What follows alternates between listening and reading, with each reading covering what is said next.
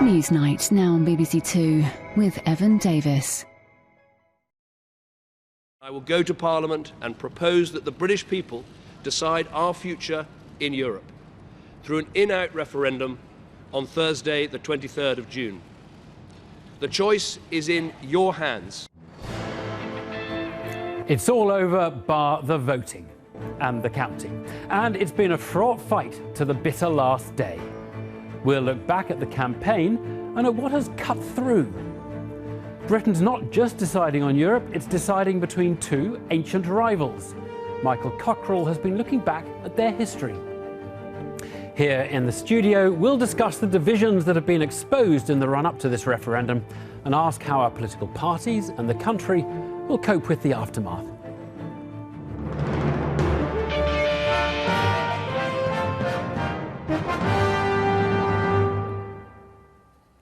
Hello. On Friday, the healing will have to begin, but ahead of that, we have the small matter of the referendum itself. With it such a cliffhanger, there was a frenzy of last-minute campaigning, even though market day is upon us, and the professionals always remind us you can't fatten a pig on market day. Well, our political editor, Nick Watt, is with me, and a busy last day, I suppose, much as the campaign has been over the last few months, Nick. Yes, and it really did have the feel that this was something bigger than your average general election. You had Harriet Harman, David Cameron and Gordon Brown all making clear that they were on the same platform, and Boris Johnson crisscrossing the country by helicopter and by plane. And tonight, we've got the final polls out. A YouGov poll in The Times showed that Remain are just ahead, 51 to 49%. Slightly better news for Remain. Comres poll in the Daily Mail and ITV shows that they are ahead, 54 to 46%. Now, these campaigns, they read the same polls as us.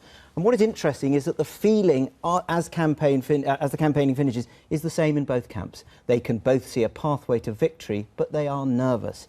In the Remain camp, the reason why they have some confidence is they're watching the risk factor. This is voters saying it could be risky to leave the EU. That's gone up, and that drives the vote. But what is making Remain nervous is what is making Vote Leave happy, which is a fear that there's a complete disconnect between the elite of the Labour Party who are in favour of remaining in and the rest of the Labour Party, grassroots Labour Party, throughout the rest of the country. But at least the Remain camp do have the Labour Party machinery. Vote Leave has no party machinery behind it, and tomorrow is all about getting that vote out. Nick, we'll hear from you again in a moment. Well, it has been a long campaign, one in which the techniques of the hard sell have been pushed to the limit. And it's fair to say the campaign has demonstrated the limits of the hard sell. On each side, protagonists have proffered their view with more certainty and strength than perhaps their case deserved.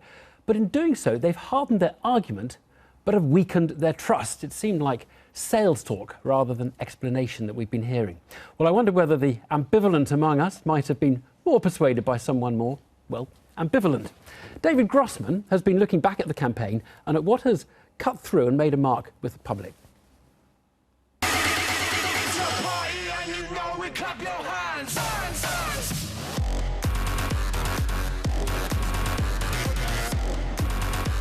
A roll of the dice, risking all our future. The whole of the country would like because we want to control it. All aboard for Britain remaining in the European Union. Can it really be over, the EU referendum campaign of 2016? Looking back, we can definitely say it's brought the country together, but not necessarily in a good way. My daughter couldn't get into her school that she needed. Go away. So why don't you go away? We've got. I'm a Cornish fisherman, you're not. You may not be very bright, but that says. Read it. You are being lewd. You are being intimidated. You were a refugee once. Your family were refugees once. Any idea that this might be a uniting referendum? We've sort of split into two countries, Romania and Libya, with a lot of social differences between us. And the referendum's got so close and going right down to the wire that those differences have become even more important and exaggerated. At times, it's been enough to drive you to drink. Large quantity of real ale is one of the best ways to get through this gruelling referendum campaign, and I would recommend it to everybody. That's the sweet taste of remaining in the European Union. What better then than bitter to toast the end of this rancorous campaign? Although political types have been utterly intoxicated by this referendum for months, how much of what's been going on has actually cut through to real voters? Thank you all, thank each and every one of you for everything that you are doing to support Vote Leave. It's a rule of politics that generally the folk who get fired up and immerse themselves in a campaign, well, how can we put this politely, they're not always representative of the wider electorate. The vast majority probably don't pay as much attention as people like us would imagine. Instead, the average person, the 50% of people less engaged than the average person in the street, isn't interested in the detail or the minutiae of specific issues or specific policies. Instead, they're interested about what we call the broad narratives, the stories that we tell ourselves and each other about the issues. And so is, for instance, Britain doing well being in the EU or not? As simple as that. Does Britain get a good deal or not? Vote for a Britain that's stronger, safer and better off. So this has meant the campaigns have been hammering away at the same message again and again. Stronger, safer, better off, stronger, safer, better off. I think the Remain side was very clear. It's all about the economy. Let's keep talking about the economy and let's scare the living daylights out of voters who are undecided by making them think we're going to have economic collapse, complete chaos, World War III, goodness knows what else, plague and pestilence come Friday, June the 24th. And I think it worked in the early stages. It absolutely worked. Meanwhile, Vote Leave was serving up something just as bite-sized and just as often. Is it not time we took back control? We want to take back control. Take back control. I don't think they really knew what they were doing in the early stages. The early weeks were completely dominated. Every morning on the news, it was all about what the Remain camp were saying and reactions from the Leave camp. And it's only in the last week or two that Leave have been on the front foot and actually trying to lead the debate. Piggy racing might be some people's idea of the perfect EU referendum metaphor. Oh, snout to snout! My gosh! But as a way of measuring public opinion, it's probably less useful. For all their much discussed difficulties, we prefer to use pollsters. The polling organisation YouGov has been asking voters which events from the campaign they remember. Top of the list was Vote Leave's claim that we send £350 million a week to Brussels, with 42% remembering. Next was the news that net migration to the UK had hit 333,000, with 37% recalling that. And third most remembered was Vote Leave's focus on Turkey and other candidate countries joining the EU on 36%. So the top three items were from the Brexit side of the argument. The top three items were Leave items, if you like. They were also more likely to be followed by people who support Leave, and also, generally speaking, across all the items that we tested, there was more interest in people following it more closely if they were likely to vote Leave. And this corresponds very closely to the data that we have that shows that people who say they're going to vote Leave are more likely to vote, they're more likely to be interested, and they're more likely to be paying attention. And that's interesting because there are two dimensions to this, of course. There's the issue of whether people will vote Leave or vote Remain, and then there's the issue about whether people will choose to vote or not.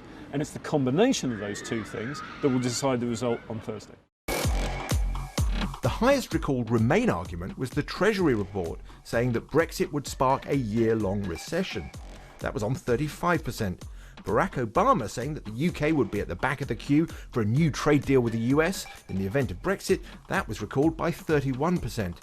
And Jeremy Corbyn's warning about Brexit and the NHS was only remembered by 24%. That's not much more than one of the fake items we put in. For example, 21% of respondents said they remembered Boris Johnson and David Cameron each calling the other a liar during a live TV debate, despite the fact, of course, that never happened. Although everyone says they want calm, rational, polite debate, secretly campaigns are trying to generate angry conflict. Using a disputable statistic, for example, or a scary soundbite, generates airtime on your preferred subject. Really what the campaigns have been trying to do is create disputes around their central points so that people will argue over it. In campaigns, salience is everything. Can you move your issue, the issue on which you're leading, up the agenda? Well, Remain has certainly succeeded in doing that on some days and Leave on others. And you can watch the polls when the salience of the sides is up, so is their poll rating. From tomorrow then, the leaflets should subside, and at least we won't have to pretend to be out when there's a knock at the door. But there is no hiding from the fact that this referendum has divided the UK. Whatever the result, healing the disputes this campaign has unleashed won't be easy. David Grossman there. Well, Nick Watt, our political editor, is still with me. The campaigns, how satisfied do you think the two sides are with how it's gone? Well, I think there's a theme that actually unites both campaigns, which is they've proved the old adage that the best-laid military plans rarely survive first contact with the enemy. In the case of the Remain camp, David Cameron and George Osborne, they were planning to reprise their success in the Scottish referendum, with what they call unashamedly Project Fear, the economic risks. Now, they have focused on it, but there's been a change away from what they described as metrics. If we leave the European Union, you'll be cost £4,300 by 2030. Nobody believed that. So they moved to what they described as a narrative about the dangers of the here and now. We haven't yet left the European Union, but look, the markets are already worried.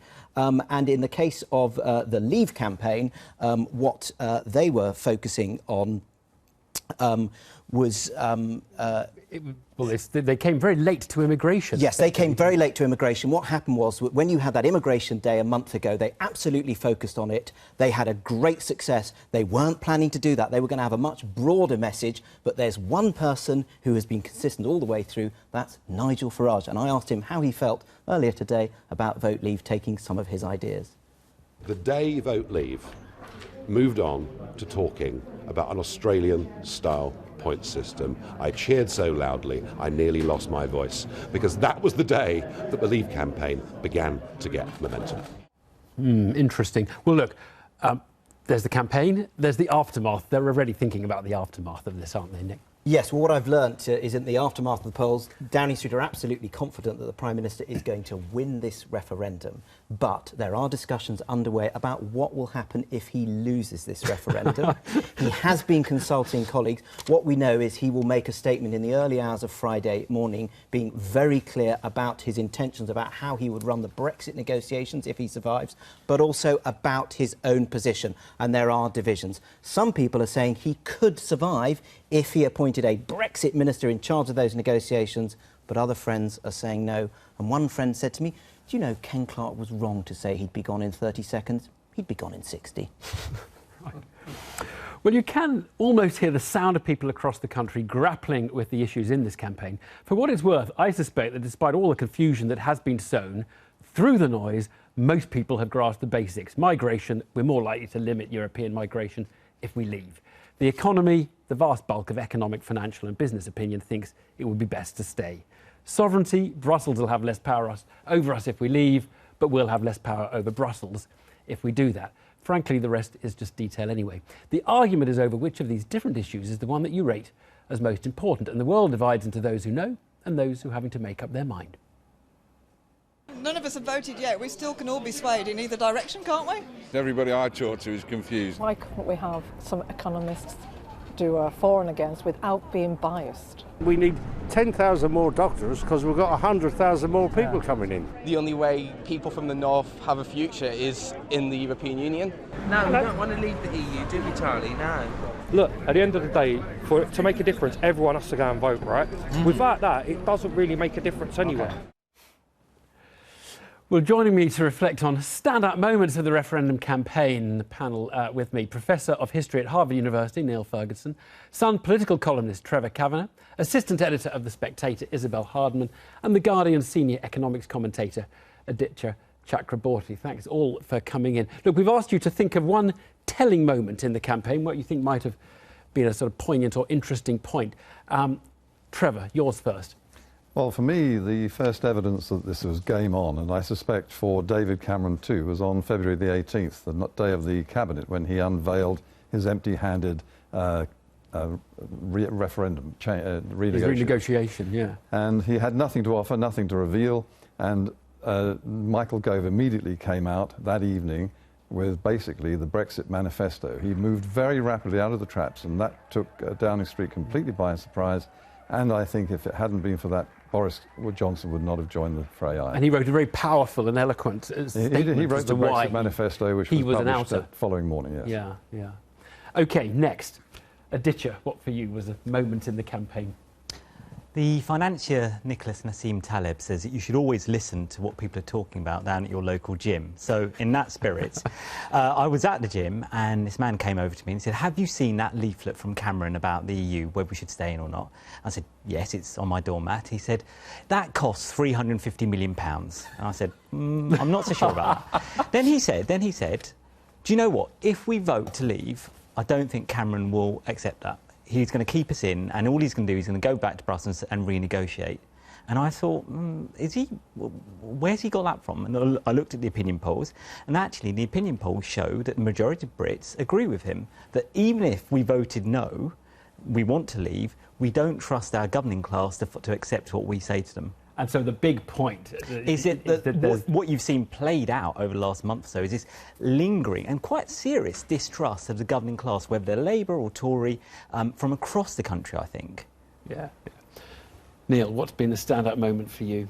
Well, I think it was a week ago, actually. I think it was Nigel Farage's poster, the anti-immigration poster. This was the moment of truth, or rather the moment of untruth, because it was the most shameless attempt to misrepresent the issue of immigration, distorting completely, I think, what is at stake in this referendum. And as it coincided with the murder of Joe Cox, it seemed to me like a really terrifying reminder that the ghost of Enoch Powell still stalks the politics of this nation, simultaneously anti-immigration and anti-Europe. And this was the Rivers of Blood moment. And I found it terrifying, and I think a great many people felt the same way, and it stopped what seemed like momentum in the direction of Leave in its tracks. Do you agree, Trevor, that there has been an element of a sort of normalising of a much more brutal political language in this? Yes, and I think the distrust factor is extremely acute, and there was a poll just a couple of days ago showing just how much the distrust is reflected against, of all people, the Prime Minister and the Chancellor. Their accounts and their forecasts on the effect on the economy are disbelieved totally by the electorate. And that's a ditcher's point. But what about Neil Ferguson's point, that there's a sort of politics of hate? And I'm just wondering whether you accept that that's become, that this has been a little more brutal than we have been used to. Much more brutal. I think that, and it's been both sides, but I think predominantly, oddly enough, I think it's been on the side of the Remain camp. And Amber Rudd's tirade in that debate against Boris Johnson, I thought, was really quite ugly. The one where she said, I wouldn't get on, what was it? I wouldn't... You can. He'd be the life and soul of the party, but you wouldn't trust him to take him home. Well, the person we shouldn't trust is Farage, because what he's arguing with that poster is that we have a crisis of asylum seekers from Syria. We absolutely don't. We control the flow of asylum seekers. So all this talk about take back control is a complete misrepresentation of the immigration issue. That's why we shouldn't trust Farage. We're actually going to have a discussion later, but we just wanted to get your show and tells. Isabel, sitting so quietly there, patiently. Your moment. Telling moment. I think it was George Osborne's Brexit budget, actually, not in terms of the impact it would have had on voters, but the long-term impact it will have on the Conservative Party. It was such a ludicrous thing to produce. And the thing that amused me the most was that he was saying that he'd have to cut disability benefits when he had months ago triggered the resignation of a cabinet member within the EU for doing just that. But there were so many Conservative MPs who said they would vote against that. It went far beyond the usual malcontents who were always complaining about David Cameron and George Osborne. These were sensible Tory MPs who actually, in their heart of hearts, just want to get over the referendum and move on. And the IFS and others all gained credibility by saying, by the way, this is not going to be necessary. Exactly. But Isabel, was this part of that salience thing that we were hearing about in David Grossman's package? You say something that's stupid in order to get the conversation back onto the thing you want to talk about rather than the thing they're talking about. Yes, and as the conversation has veered back towards immigration the whole time, the Remain campaign's warnings have become more and more ludicrous. I mean, we almost came near a warning about black holes because they were so panicked. When we had Donald Tusk warning about the end of Western civilization, I started to think that actually that there was a little bit of panic in the Remain ranks. OK, we'll hear from you a bit later. Now, each side in the campaign has pushed its most popular figures to the fore, with the result that it has often seemed as though it's less of a contest between Leave and Remain and more of a personal battle between Boris Johnson and David Cameron. Their rivalry has history, it's fair to say, and the filmmaker Michael Cockerell has been looking at the relationship between the two men and how it has influenced this at times very divisive contest. stay or should I go? David Cameron admires Boris Johnson's charisma, and he desperately wanted Bojo on his side in the referendum campaign. But Johnson wouldn't make up his mind. Should I stay or should I go? In February, he drove to his bolt hole in Oxfordshire, having said he was genuinely conflicted on whether or not to go for Brexit, and was veering all over the place like a supermarket trolley. Johnson was being offered a top cabinet job by Cameron if he joined the Remain campaign. He decided he would use his weekly Daily Telegraph column, for which he's paid $250,000 a year, to help reach his decision.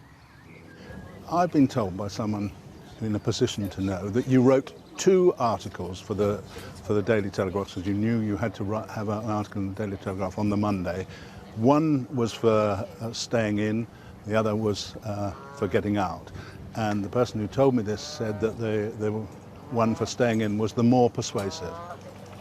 Well, on the contrary, the one, I don't know what your conceivable sources for that information may be. I can tell you seriously that I decided that it was much better for our country to go out. This person said that your arguments for staying in were stronger than the arguments for coming out. Perhaps, I don't know. But you did write the 2 articles. I certainly, what I can say is that I wrote... There's a way of helping you make up your mind. And I'll tell you what the second article said. What it said was that actually, irrespective of my objections to the way the EU was going, in order to support my party and the Prime Minister, it would be better to stay in. And I thought, in the end, that wasn't a good enough reason. Now, let me say about Boris, I have huge respect for Boris as a politician. He's a great friend of mine. He is a fantastic Mayor of London. I think he's got a lot to give to the Conservative Party. I think he's got a lot to give to this country. But on this issue, I think he's got it wrong. And I think he's reached the wrong conclusion. So we're going to have, I hope, a very reasonable and civilised argument.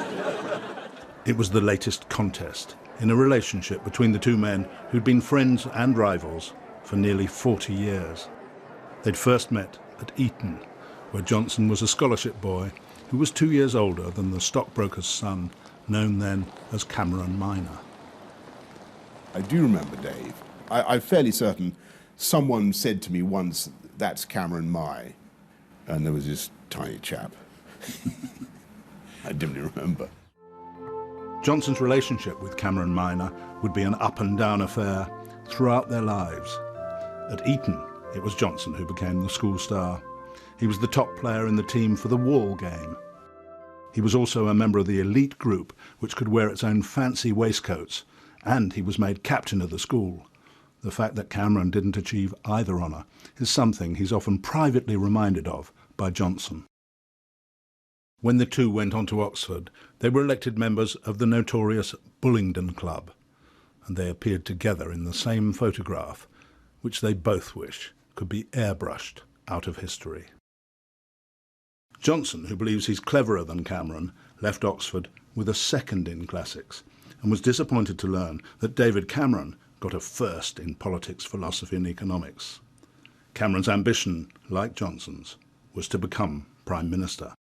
He's very clever, he's totally devoted to politics. Indeed, when he was very young, he was nicknamed the Prime Minister because he always took politics very seriously, always saw it as his career.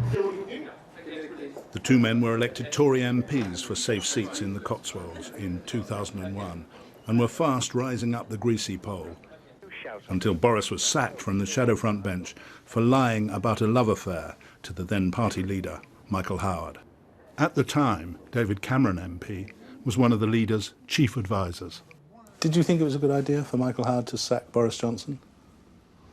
I think, it's obviously that's one for him rather than for me, but I think there's a very difficult issue when you've said one thing publicly and then you have to say something else publicly, and even though it's about your private life. But Boris is a very close friend of mine and colleague, and it was obviously a very tough time for him as well.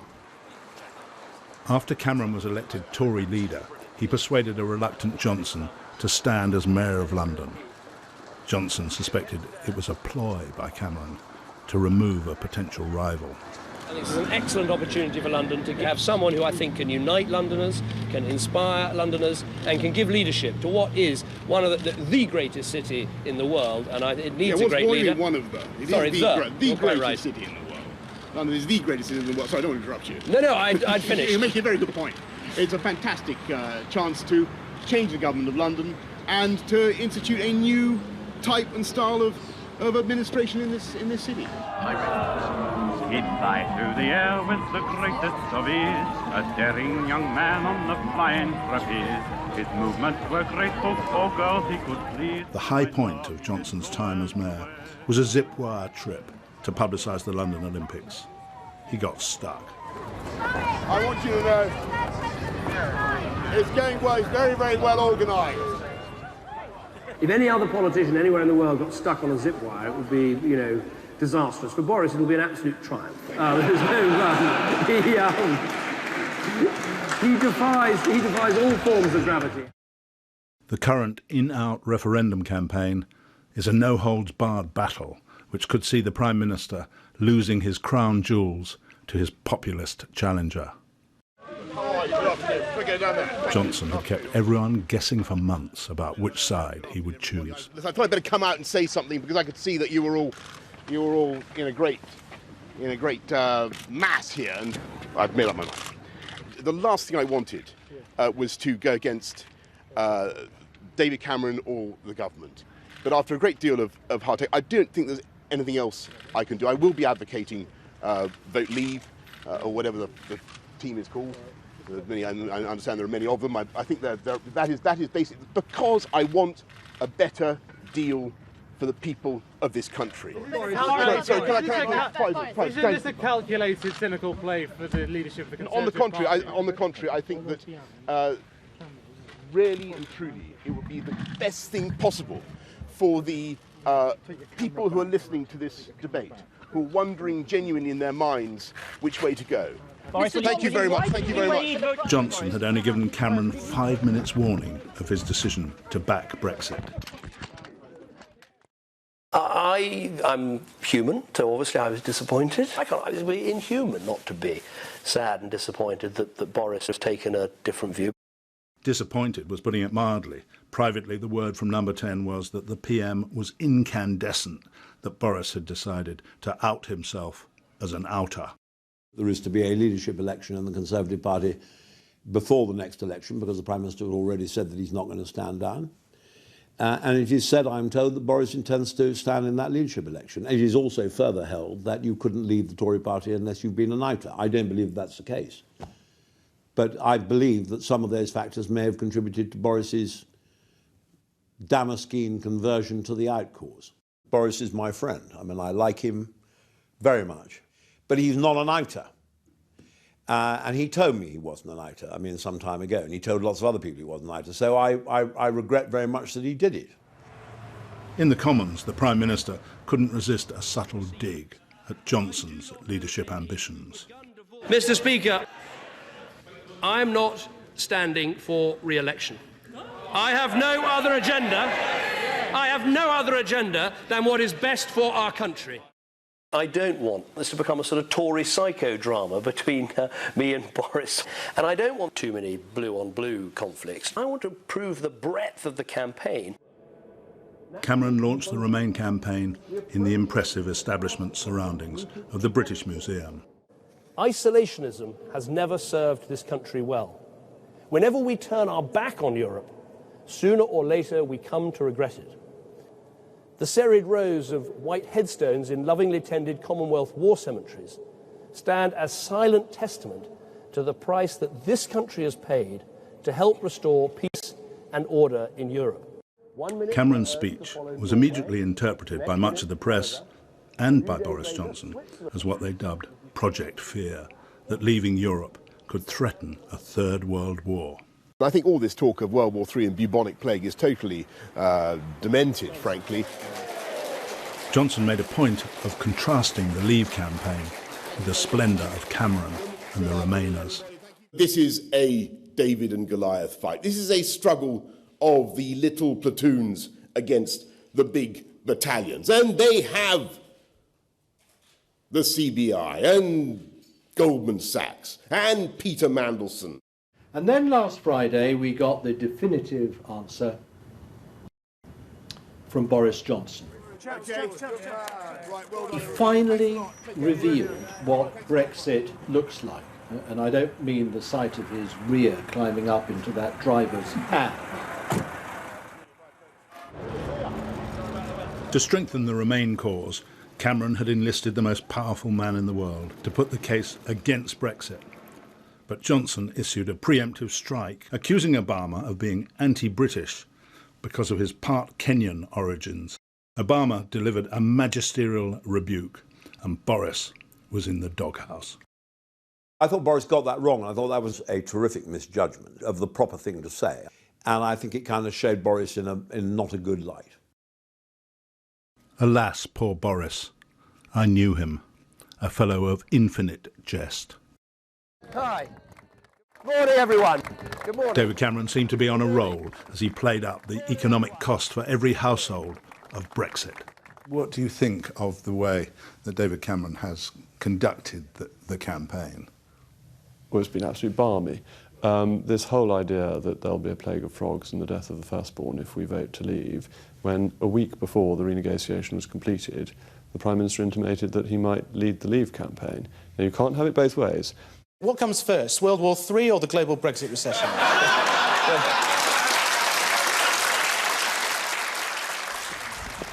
Johnson now tried a bit of project fear of his own. He told the Telegraph that the Brussels bureaucrats were trying to unify Europe as Hitler had done before them. You know, I thought it was an absolutely bloody awful, stupid thing to say. It really was. And I've no doubt Boris regrets it.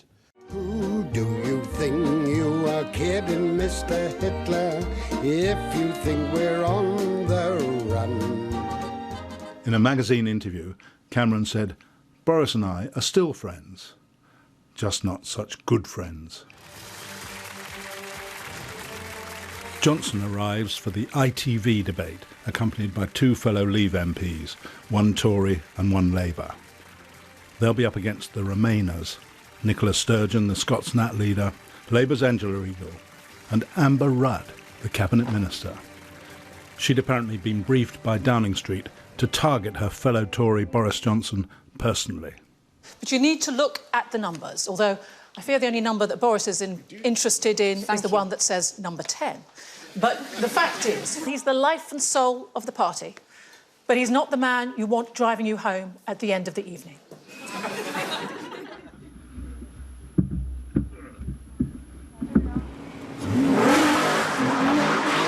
Straight after Amber Rudd's attack on Johnson, David Cameron tweets that Amber Rudd is the star of the programme.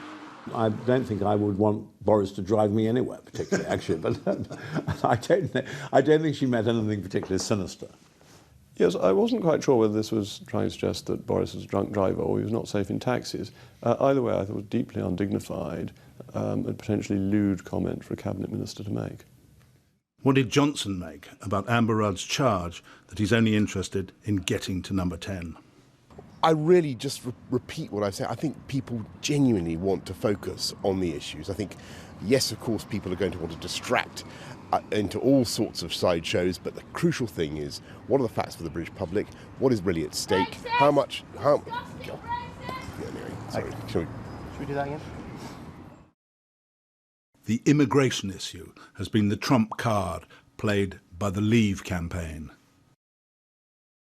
Johnson and Michael Gove send an open letter to the Prime Minister which accuses him of corroding public trust with lies about immigration. A Leave campaign resorting to total untruths to con people into taking a leap in the dark. It is irresponsible, it is wrong, and it's time that the Leave campaign was called out on the nonsense that they are peddling. Don't make this choice on the basis of false information. Let me take on this issue absolutely directly, because I am pro-immigration, my friends. I'm the proud descendant of Turkish immigrants. And let me stun you, perhaps, by saying that I will go further. I'm not only pro-immigration, I'm pro-immigrants, and I am in favour of an amnesty for illegal immigrants who have been here for more than 12 years. The bitter exchanges between the Prime Minister and the leading pretender for his crown exemplify a campaign widely seen as the most divisive and duplicitous of modern times. And the greatest irony could be that after the referendum results come in, neither man will end up with the job that they've each fought for since they were at school together. Michael Cockerell there on big divisions at the top of the Conservative Party. But here's the thing, the key European issues have sometimes felt like a surface row over a deeper divide in the country. The referendum is like a couple arguing over who should walk the dog when the tension between them is really about one of them having an affair. We've seen divisions between those who think the world is working for them and those who don't, between London and other parts of the country, between younger progressives and older conservatives. All of these are fuzzy divides, but our politics has been stretched and contorted in the weirdest of ways, and it's not obvious the party system can take the strain. Well, I'm back with my panel of Neil Ferguson, Trevor Kavanagh, Isabel Hardman and Aditya Chakraborty. Let's start on the Conservative Party, Isabel. I mean, I don't know whether you think it can be put back together, or if there's a big Remain win it can, or a big Brexit win perhaps. I think it's almost more difficult in the event of a Remain win to put it back together, because you will have a lot of Conservative MPs who will feel very betrayed, who will feel as though the government machine was harnessed against them in the campaign, particularly given David Cameron walked out into Downing Street this week for no apparent reason, started gesticulating at the number 10 door behind him during the period of Purdah when you're not supposed to use government buildings, and gave a statement about why Britons should vote Remain. And all of these things will come to the surface if there is a Remain vote. And it is going to be very difficult for David Cameron to reunite the party, not just in terms of people not staging a coup against him, but in terms of being able to get any domestic reforms through the Commons with such a tiny majority. Right. And if it's a Brexit win, I mean, you're assuming he goes, basically, are you? Or? Well, there has been some sort of post-conflict planning going on in the party to try to stop him from going immediately, so that he can sort of steer the party and the country through, obviously, a very difficult time. He'll have to work very hard at going back on some of the warnings he's made during the campaign. He said that Brexit would put a bomb under the economy. It's not something you actually want to activate when it then happens. The stuff he said a few yes, no, I weeks didn't really mean that. Trevor, how do you think the Conservative Party look after this? I think they're in a lot of trouble. I can't see how they put the genie back into the bottle, because one of the things that is not quite seen by the outsiders is that although he's got quite a disciplined party in the Commons for Remain, many of those fighting for Remain are actually Brexiters themselves, who I think are looking for the main chance on their careers. And you'll see a lot of peerages, a lot of knighthoods, which are kind of suddenly pop out as the rewards for these people. And I think that the other thing is that this is not just Britain, this is Europe as well. The dissatisfaction with the European Union is spread right across the European Union. And what's happening here in Britain is really an antagonism towards Brussels, which is by proxy the view which is resonating across Europe. It's not over. OK, well, Aditya, let's go back to your Jim and the man you met there who was obviously angry with the political class, because this is really the schism in the country, as opposed to the one in the Conservative Party that has been so highlighted. The sort of political... Look, Evan, if you step back from the hot blue on blue action that you've just shown for 15 minutes there, what you've got is a governing class that actually cannot govern particularly well. This is the first referendum we've had on Europe since Harold Wilson. Think back to 1975. Wilson won that by a thumping majority. In fact, Harold Wilson would never ask a question to which he wasn't absolutely confident of the answer he was going to get. And the day after, I had a look at how my paper, The Guardian, reported it. The front page headline said, Europhoria. The second kind of news analyst said, Anatomy of a landslide. Imagine either of those two headlines emerging on Friday or Saturday. What you'll have is, if you go by the polls, is a narrow Remain victory in which actually one side may lose, but no one really wins. And what I see if you kind of go out and go to places which are looking like they might vote for leave, is actually they hate the lot of them. So you ask them, why do you want to leave? Well, things can't get any worse, but you're not going to benefit if you leave Europe. Well, we've had enough. Blair's a liar, Cameron's a liar, Corbyn, who is he, etc., etc. So what you see in places like the east of England, South Wales, the North East, is essentially a sense that actually they've tuned out the entire political class. A crisis for the political class. A crisis of democracy, right, I think. And this is a sort of proposed insurrection or near insurrection. A really sullen mutiny. That could happen tomorrow. Well, this is happening all over the world, let's Correct. not forget. And let's not be nostalgic about the 1970s. I mean, it's true that Wilson ran a more successful and effective campaign in a country that was falling apart. Whereas what's happening at the moment is, in fact, a revolt of rising expectations. One of the reasons there's an immigration issue is that the UK economy has been doing so well. It's been attracting more and more people, not only from the EU, but from the rest of the world. And wages haven't been rising for 8 years. And discouraging people from leaving, which is why net migration has gone up. So part of the issue here is, I agree, a populist backlash against the political elites, but we must also recognise that in some measure, David Cameron's a victim of his own success. And with the UK economy's success in creating jobs, there's very, very low unemployment in this country. It's been the most successful economy in the G7, despite the warnings of the economy. Those of the public are just listening to you and saying you're one of them and you don't get it, Isabel. But he's a victim of his own silly promises. His net migration target has hugely angered voters because the Conservatives haven't been able to meet it and haven't been able to articulate how they can meet it. And halfway through the last Parliament, they started talking about EU reform to freedom of movement. They realised they couldn't get that. And now they're stuck with this target, which they keep sticking to purely, I think, for just to be able to stick to their promises, which is something politicians become obsessed with, but they'll never meet it. I agree that the target's a mistake. I think the referendum was a mistake. Yeah. But in the immigration debate, it seems constantly to be lost sight of that a majority of people who came to this country in the last 2 years did not come from the EU, that asylum seekers are a tiny percentage of the people who actually come into the country, that we have total control over the asylum process. This is irrelevant because the debate, this is a debate about membership of the EU. We're debating our membership of the EU, and most of the migrants come here from outside the EU. Let's just ask, are the public right, in some broad sense, Trevor, to feel like we've been ripped off? We've been told things are going to work for us and they haven't worked for us. They've worked for the bankers and for London, but not for us here. Is that yes, the contention? I think that the vast majority of the working classes, the skilled and the semi-skilled and the unskilled, have felt no benefit whatsoever from the recovery. Our economy may well be the best in Europe. It may be one of the best in the world. But the recovery is incredibly fragile. We still have a huge national debt.